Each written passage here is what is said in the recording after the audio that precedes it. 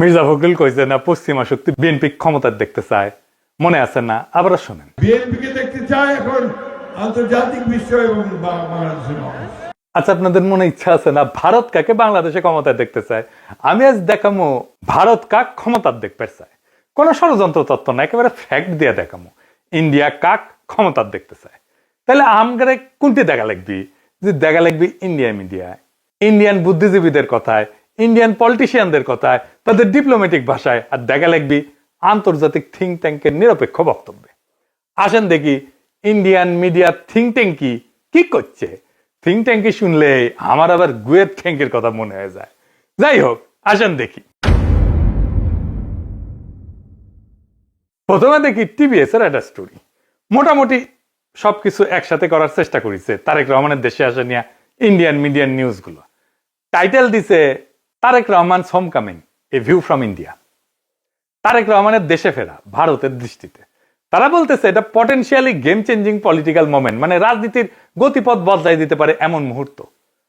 এখানে ওরা করছে, এটা পত্রিকা লিখেছে, ইংরেজিতে লিখেছে, ইংরেজি যেহেতু লিখেছে ঠিকই লিখেছে, তাই না? এটা বাংলা করলে বোঝা যায় সাম্প্রতিক কিছু ইঙ্গিত থেকে বোঝা যাচ্ছে যে বিএনপি এবং ভারতের মধ্যে সতর্কভাবে সম্পর্ক পুনর্গঠনের একটা সম্ভাবনা তৈরি হয়েছে, যা দুইটা সাম্প্রতিক ঘটনার উপরে ভিত্তি করিয়া। প্রথমত উল্লেখ করা হয়েছে যে ডিসেম্বরের শুরুতে ভারতের প্রধানমন্ত্রী নরেন্দ্র মোদী খালেদা জিয়ার অবনতিশীল স্বাস্থ্যের বিষয়ে উদ্বেগ প্রকাশ করেন এবং সব ধরনের সহায়তা দেওয়ার প্রস্তাব দেন। এর জবাবে বিএনপি দ্রুতই প্রকাশ্যে এই উদ্যোগকে স্বাগত জানায় এবং মোদীর প্রতি তাদের আন্তরিক কৃতজ্ঞতা প্রকাশ করে। পর্যবেক্ষকদের মতে এই বিনিময়কে দুই পক্ষের সম্পর্ক উষ্ণ হওয়ার একটা ছোট হইলেও তাৎপর্যপূর্ণ সংকেত হিসাবে দেখা হচ্ছে। ভারতীয় কর্মকর্তারা হয়তো রহমানের, মানে তারেক রহমানের নেতৃত্বাধীন বিএনপিকে বাংলাদেশের জন্য আরো প্রেডিক্টেবল, উদারপন্থী এবং গণতান্ত্রিক বিকল্প হিসাবে দেখতে পারেন। এইবার আমরা সুবীর ভৌমিকের বক্তব্যটা দেখে আসি। হ্যাঁ, ভারত বাংলাদেশে কোন সরকার চাইবে? খুব সোজা উত্তর আমি তোমায় দিয়ে দিচ্ছি। Awami League is not in election, next best option is BNP, obviously not Jamaat. তারা অলরেডি 50 লাখ লোক নিয়ে জেহার টেয়াদের হুমকি দিচ্ছে। ফলে জামাত অবভিয়াসলি ইন্ডিয়া চাইবে না। অত অনেক কথা, ডিপ্লোম্যাটিক কথা বলে তো লাভ। কানেকশনটা হচ্ছে 71। আমরা একসাথে, আমার সৈন্য এবং মুক্তিযোদ্ধারা রক্ত ঝরিয়েছে, সেই সুবাদে Awami League. This is the historical fact. এই জায়গাতে হঠাৎ করে আজকে অন্য কিছু ডাইনামিক্স চলে আসবে, এটা তো আশা করাটাও ভুল। কিন্তু যে গভর্নমেন্ট আসবে তার সাথে ইন্ডিয়াকে তো ডিল করতে হবে। দেখেছেন? এবার আরেকটা স্টোরি দেখি। ঢাকার রাজনীতি শেখ হাসিনার বাইরে সরে যাওয়ায় ভারত হাত বাড়াচ্ছে বাংলাদেশ জাতীয়তাবাদী দলের দিকে। এখানে বলা হয়েছে মোদী যে খালেদা জিয়ার স্বাস্থ্যের খোঁজ নিচ্ছে সেটা হইতেছে সিগন্যাল যে বিএনপির সাথে এনগেজ হইতেছে ইন্ডিয়া হাই লেভেলে। বুঝে চাও? ডেকান হেরাল্ডে কয়া হইতেছে বাংলাদেশে শেখ হাসিনার বিকল্প হিসেবে তারেক রহমানের বিএনপির দিকে ঝোঁকের ইঙ্গিত দিচ্ছে ভারত। তো এই যে সম্পর্ক, এটা অনেক আগে থেকে শুরু হয়েছিল। এইটা ইন্ডিয়ান ফরেন মিনিস্ট্রির ব্রিফিং এ একটা প্রশ্ন ওঠে, একজন জার্নালিস্ট এটা প্রশ্ন করে।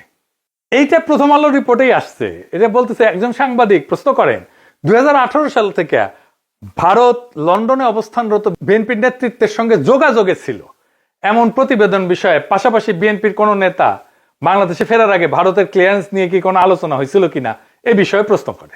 বিএনপির প্রিয় প্রথম আলোতেই এটা আছে। এটা এমনকি ইন্ডিয়ার ফরেন মিনিস্ট্রির ওয়েবসাইটও আছে এই আলাপটা। আর এটা রিপোর্ট করেছে ইকোনমিক টাইমস। এটি করছে নতুন সমীকরণের প্রেক্ষাপটে খালেদা জিয়ার ভারতের প্রতি রাজনৈতিক উত্তরাধিকার নরম হয়েছে। এটা ইংরেজিটা খটোমটো হয়েছে, মানে খালেদা জিয়ার উত্তরাধিকারী ভারতের প্রতি নরম হয়েছে। ডিপ্লোম্যাট একটা রিপোর্ট করেছে, জিয়ার জন্য মোদী আন্তরিক প্রার্থনা জানাইছেন এবং বলছেন যে ভারত বিএনপি চেয়ারপারসনকে, যিনি সংকটজনক অবস্থায় আছেন, সম্ভব সব ধরনের সহায়তা দিতে প্রস্তুত। জিয়াকে পাঠানো তার বার্তাটি শুধু সৌজন্যতার সীমায় আটকে নাই বলেই মনে হয় এবং অঞ্চল জুড়ে বিশ্লেষকরা দ্রুতই এর রাজনৈতিক গুরুত্ব অনুধাবন করেছেন। এটি ব্যাপকভাবে প্রতীকী হইলেও সচেতনভাবে কূটনৈতিক উদ্যোগ হিসেবে ব্যাখ্যা করা হয়েছে। একটি সংকেত যে ভারত বাংলাদেশের পরবর্তী সরকারের সঙ্গে উষ্ণ সম্পর্ক গড়ে তুলতে প্রস্তুত, যা এই মুহূর্তে জিয়ার বিএনপি গঠন করতে পারে বলে মনে হইতেছে। দা উইক বলছে, কেন তারেক রহমানের ফেরা ইন্ডিয়ার জন্য খুশির খবর। তারাই লিখেছে, এটা খুব ইন্টারেস্টিং রিপোর্ট করছে ইন্ডিয়ান এক্সপ্রেস। এটা প্রিমিয়াম কন্টেন্ট, মানে আপনাকে টাকা দিয়ে পড়া লাগবে। শিরোনাম হইতেছে, দশকের পর দশক প্রতিক্রিয়াশীল নীতির পর ভারতের প্রতি নিজেদের অবস্থান পুনর্নির্ধারণের সুযোগ পেয়েছে বিএনপি। বাবা, মেলা সুযোগ দিছে, তারা কি এই মুহূর্তটি কাজে লাগাতে পারবে? একদম শেষে বলছে, ভবিষ্যতে যদি ফেব্রুয়ারি নির্বাচনে বিএনপি জয় হয়, তাহলে ভারতের যে বিএনপির সঙ্গে তখন কাজ করতে হইতে পারে, সেই বিএনপি নিঃসন্দেহে আগের চেয়ে ভিন্ন হবে, নিঃসন্দেহে আগের চেয়ে ভিন্ন হবে, এবং সম্ভবত সহযোগিতার ক্ষেত্রেও আরো বেশি অনুকূল এবং গ্রহণযোগ্য হবে। আবার একটা জিনিস কথা বলছে, খুব ইন্টারেস্টিং কথা। বিএনপি স্ট্র্যাটেজি ঠিক করে দিচ্ছে। বিএনপি এই পথে কতটা অগ্রসর হবে তা অনেকটাই নির্ভর করবে দলটির পপুলিস্ট আবেগকে তুষ্ট করার প্রয়োজন এবং একই সঙ্গে রাজনৈতিক পরিসরটা জামাতের হাতে ছেড়ে না দেওয়ার কৌশলগত হিসাবের উপরে। বিশেষত গত এক দশকের বেশি সময় ধরে রাজপথের শক্তির উপরে নির্ভর করার অভিজ্ঞতার পর একই সঙ্গে বিএনপিকে সবসময় সচেতন থাকতে হবে আওয়ামী লীগের ক্ষমতায় ফেরার পথ তৈরির প্রচেষ্টা সম্পর্কে।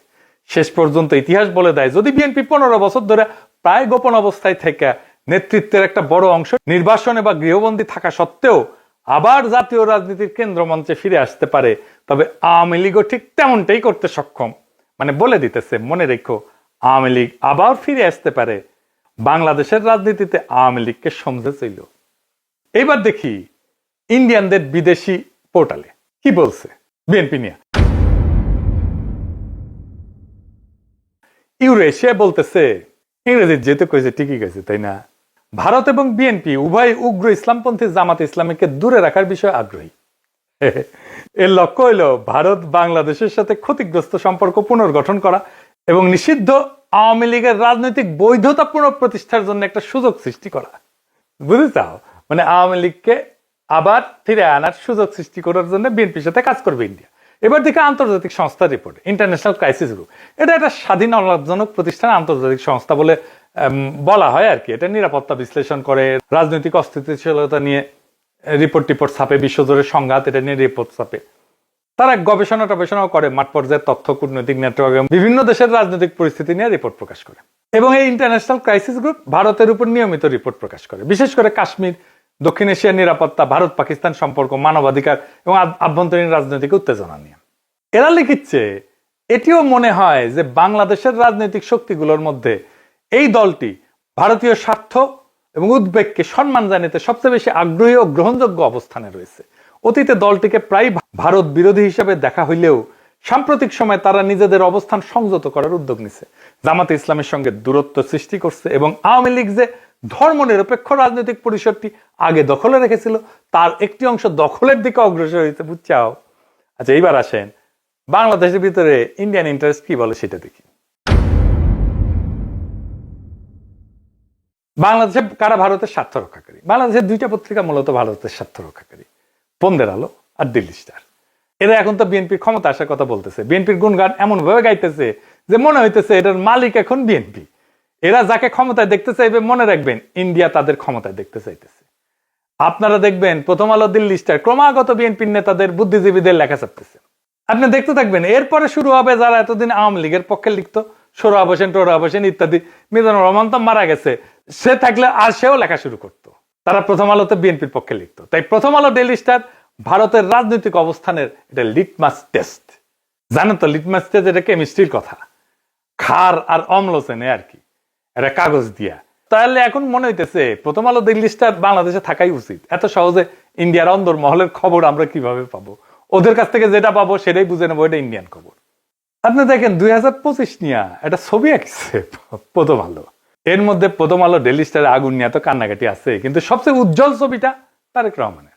উনি ভার্চুয়াল থেকে রিয়েল হইতেছেন আর যাইতেছেন উড়িয়া ভোটের বাক্সের দিকে। পিছে তারেক রহমানের বিড়ালের ছবিও আছে। প্রফেসর ইউনূসের পাশে গরিলা দুর্মুষ পেটা করিচ্ছে, কিন্তু হাসিনার ছবিটা দাদির মতো নির্মল, কত ভালো মানুষ। এই যে প্রথম আলো, ডেইলি স্টার, এইটা যে আওয়ামী বাকশালী ইন্ডিয়ান অ্যাসেট, কোনো সন্দেহ আছে এখন? এর মধ্যে খালেদা জিয়ার প্রতি সম্মান জানাইতে ঢাকা এসেছিলেন ইন্ডিয়ার পররাষ্ট্রমন্ত্রী জয়শঙ্কর। সে অন্তর্বর্তীকালীন সরকার এবং বিএনপির কয়েকজন শীর্ষ ব্যক্তির সাথে কথা বলছেন। কি ছিল তার চাওয়া? 1 নাম্বার, দুই দেশের সম্পর্কের মধ্যে যে উত্তেজনা সৃষ্টি হয়েছে তা হ্রাস করতে হবে। 2 নাম্বার, আসন্ন জাতীয় সংসদ নির্বাচনে আওয়ামী লীগকে অংশগ্রহণের সুযোগ দিতে হবে। কি আবদার! 3 নাম্বার, আওয়ামী লীগকে নির্বাচনে অংশগ্রহণের সুযোগ দেওয়ার জন্য প্রয়োজনে 12 ফেব্রুয়ারি নির্ধারিত জাতীয় নির্বাচনের তারিখ পিছাইতে হবে। এইটা প্রফেসর ইউনূস সরকারকে বলে গেছে। তারেক রহমানকে কি বলছে আমি জানি না, তবে অনুমান করি একই বার্তা দিছে। এই বার্তা কার জন্য? এই বার্তা অন্তর্বর্তী সরকারের জন্য এবং তাদের চোখে যারা ভবিষ্যৎ ক্ষমতা তাদের জন্য, তাদের সাথেই কথা বলছে। এখন একটা জিনিস পরিষ্কার করে বলা দরকার, বিএনপি এখানে কোনো স্টুডেন্ট ফোর্স না ইন্ডিয়ার জন্য। তাকে যে পছন্দ করা হইতেছে তা কিন্তু না। বিএনপি এখানে কম্প্রোমাইজড অ্যাক্টর। তার মানে এমন একটা শক্তিতে সে রূপান্তরিত হয়েছে যারা আসলে ভারতের সাথে একটা কম্প্রোমাইজ করছে। ভারত বিএনপিকে চায় কারণ বিএনপি আদর্শিকভাবে শক্ত না, কাঠামোগতভাবে দুর্বল। যেই দল 15 বছর টিকে ছিল নির্বাসনে, মামলা হামলা গ্রেপ্তার গুনখুনে, আন্তর্জাতিক সহানুভূতিতে, আমাদের মতো ইন্ডিভিজুয়াল অ্যাক্টিভিস্টদের মরাল সাপোর্টে এবং অ্যাক্টিভিটিতে, সে দল জানে ক্ষমতায় ফেরার জন্য কোথায় নতি স্বীকার করতে হবে। সে তারেক রহমান জানে তার বাবাকে হত্যা করছে ভারত, সে জানে তার মাকে ক্ষমতাচ্যুত করছে ভারত, সে জানে তার নির্যাতনও করছে ভারত, মাজা ভেঙে দিছে ভারত, তার মাকে জেলে দিছে, ইন্ডিয়া তিলে তিলে তাকে মৃত্যুর দিকে ঠেলে দিছে। আর এটাও সে জানে সে না পারছে এটা ঠেকাইতে, না পারছে নিজেকে রক্ষা করতে। তাই এই কম্প্রোমাইজ তার শক্তি না, এটাই তার দর কষাকষির পুঁজি। দিল্লির চোখে বিএনপি মানে এমন একটা দল যাকে ম্যানেজ করা যায়, নেগোশিয়েট করা যায় যার সাথে, এবং প্রয়োজনে তাকে বদলায় ফেলা যায়। এবং বিএনপিকে ইন্ডিয়া আস্তে আস্তে বদলায় ফেলতেছে, তারে আর একটা আওয়ামী লীগ বানায় ফেলতেছে। আজ ইন্ডিয়ার বিএনপিকে দরকার, কারণ জামাত অতিরিক্ত শক্তিশালী হয়ে গেছে। কাল আওয়ামী লীগ ফিরে আসলে বিএনপি অপ্রয়োজনীয় হয়ে যাবে, কারণ ইন্ডিয়ার কাছে বাংলাদেশে কেউই অপরিহার্য না, এখানে সবাই রিপ্লেসেবল। আওয়ামী লীগ চলে গেছে, এখন ধরেছে বিএনপিকে, বিএনপি চলে যাবে আর একজনকে ধরবে। তাহলে প্রশ্নটা ভারত কাকে ক্ষমতা চায় এটা না, আসল প্রশ্ন হচ্ছে বাংলাদেশ কি আবারও একটা কম্প্রোমাইজড অ্যাক্টরকে নিজেদের ভবিষ্যৎকে লিখতে দিবে, নাকি এইবার এমন একটা রাষ্ট্র বানাইতে চাইবে যাকে ক্ষমতায় রাখতে কারো দরকার পড়ে না। ইন্ডিয়ার দরকার পড়ে না, আমেরিকার দরকার পড়ে না, চীনেরও দরকার পড়ে না, যে নিজের শক্তিতে জনতার শক্তিতে ক্ষমতায় থাকতে পারে। যতদিন এই প্রশ্নের উত্তর না আসবে বাংলাদেশের সরকার বদলাবে কিন্তু রাষ্ট্র বদলাবে না, রাষ্ট্র একই রকম থাকবে। সেজন্যই দেখছেন না সংস্কার করতে চায় না বিএনপি, কারণ কম্প্রোমাইজড অ্যাক্টর দিয়ে কখনোই একটা সার্বভৌম রাষ্ট্র তৈরি হয় না, করা যায় না। ভারত কাকে চায় এটা গুরুত্বপূর্ণ না, প্রশ্ন হইতেছে ভারত যাকে চায় না সে কি টিকে থাকতে পারে কিনা। আমাদের এমন রাষ্ট্র করতে হবে, আমাদের এমন নেতা বাইছে নিতে হবে ইন্ডিয়া যাকে চায় না কিন্তু সে টিকে থাকতে পারে। ইতিহাস একটাই জিনিস দেখাইছে, দিল্লি যাকে ম্যানেজ করতে পারে সে সরকার দেশ চালায় না, সে শুধু সময় পার করে, সে শুধু সম্পদ পাচার করে, সে জনগণকে কেয়ারও করে না, জনগণের ভোটেরও দরকার পড়ে না। আজ দিল্লি যদি বিএনপির দিকে তাকায় তাহলে সেটা ভালোবাসা না, সেটা দিল্লির প্রয়োজনই। কাল প্রয়োজন বদলাইলে ইন্ডিয়ান ন্যারেটিভ বদলাবে, ইন্ডিয়ার পার্টনার বদলাবে, ইন্ডিয়ার ভালোবাসাও বদলাবে, মানুষ বদলাবে না। তাই আজকে সিদ্ধান্ত বিএনপির না, আওয়ামী লীগের না, ইন্ডিয়ার না, আজকে সিদ্ধান্ত বাংলাদেশের। আপনি কি এমন একটা রাষ্ট্র চান যে এইখানে সরকার ঢাকায় কিন্তু সেই সরকারের সার্ভাইভাল দিল্লিতে, নাকি এমন একটা রাষ্ট্র চান যাতে টিকায় রাখতে কারো প্রয়োজন পড়ে না সাহায্যের? এই প্রশ্নের উত্তর না পাওয়া পর্যন্ত বাংলাদেশে কোনো পরিবর্তন হবে না, শুধু ম্যানেজমেন্ট বদলাবে।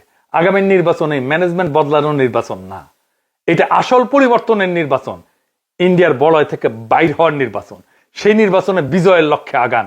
আমাদের বর্ষা বিপ্লবের অসমাপ্ত কর্তব্য সম্পাদন করতে হবে এবং আমরা এমন কাউকে ক্ষমতায় বসাবো না যাদেরকে ইন্ডিয়া পছন্দ করে, যাদেরকে প্রথম আলো পছন্দ করে, যাদেরকে দিল্লি স্টার পছন্দ করে। আমরা এমন কাউকে ক্ষমতায় আসবো যারা প্রথম আলো, দিল্লি স্টার, ইন্ডিয়া সবার চোখে চোখ রেখে বাংলাদেশের মানুষের সাথে লড়াই করতে পারবে। ইনকিলাব জিন্দাবাদ।